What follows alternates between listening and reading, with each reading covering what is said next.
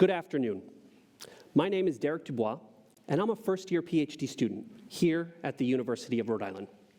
And today, I'd like to talk about the innovative potential of generative AI to serve as a knowledge translation tool. By generative AI, I'm referring to those newly emerging artificial intelligence systems that mimic human responses. And when taking the perspective of higher education, if I was drafting a research paper today, I'd likely start with a few lines that sound like this.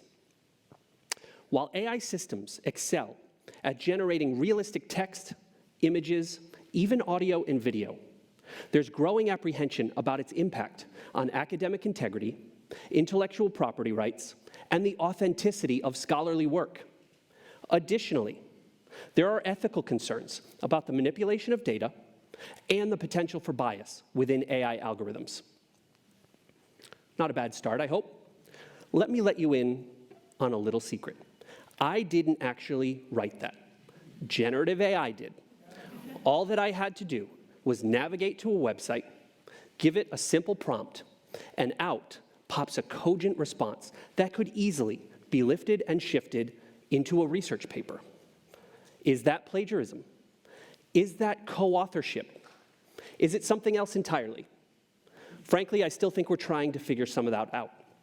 But what I will admit is what the system returned here was a little clinical and dense, and so the very next thing that I asked the system to do was to give that to me again, but in an easier to understand way.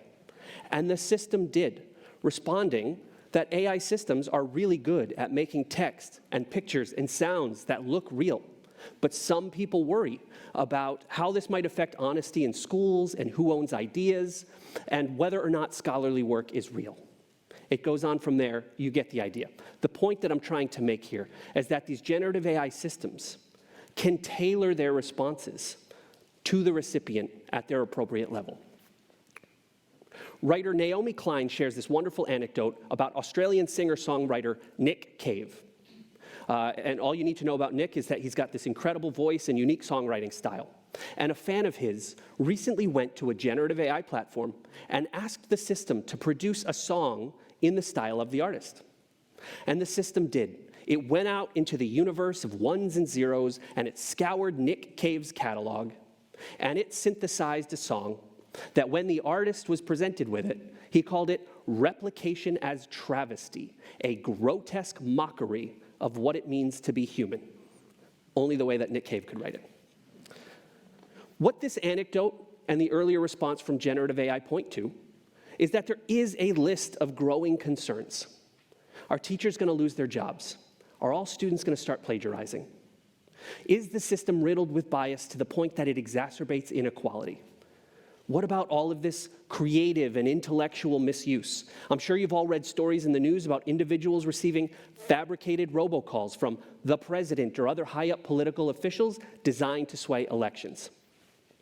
These issues are real. I'm not looking to downplay them at all. But we have good researchers on the front lines making solid recommendations such as tighter regulatory frameworks and improved algorithmic transparency that should go a long way. I'm simply suggesting that today we expand the conversation to focus on some of the system's innovative potential. I recently spent 20 years in industry, most recently as a leader of some teams in a healthcare organization. But I can probably count on one hand the number of times that either myself or any of my colleagues went directly to an academic journal when we faced a day-to-day problem, even though scholarly research likely held the answers to many of our problems.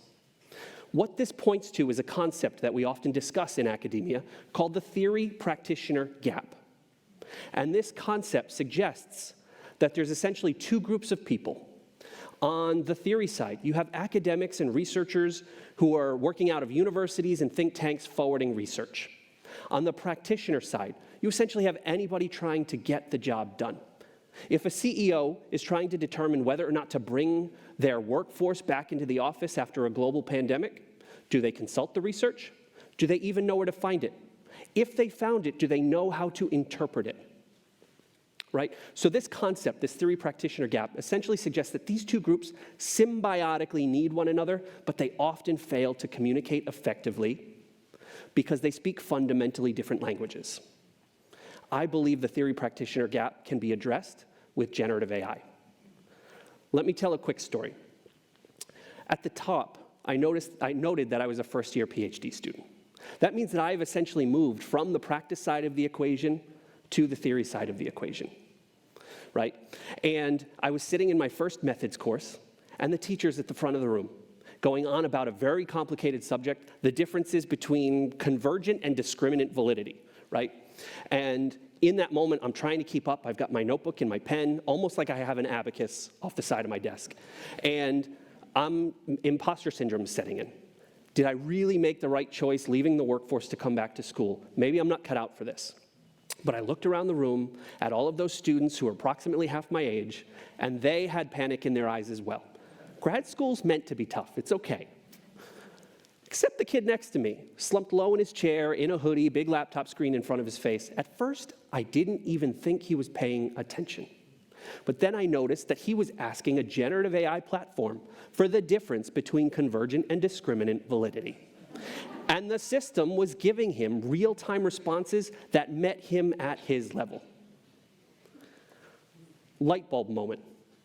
Oh my God, the technology has progressed so far that we all have tutors in our pockets. Wow. So how can generative AI address the theory practitioner gap?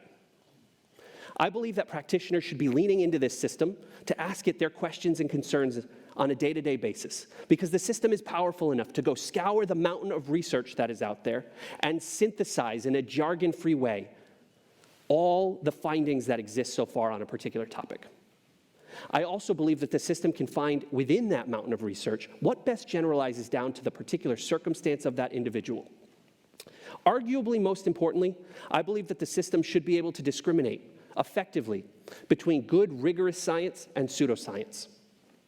Additionally, this is not a unidirectional flow.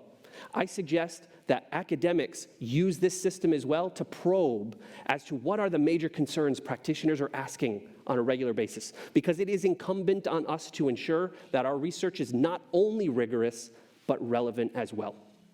And disclaimer, I am not at any point suggesting that generative AI replaces the role of good research, but I do believe it can fundamentally emerge as a communication mediator and start to close this theory practitioner gap by building a bridge from those who work to create the knowledge to those who need to consume the knowledge.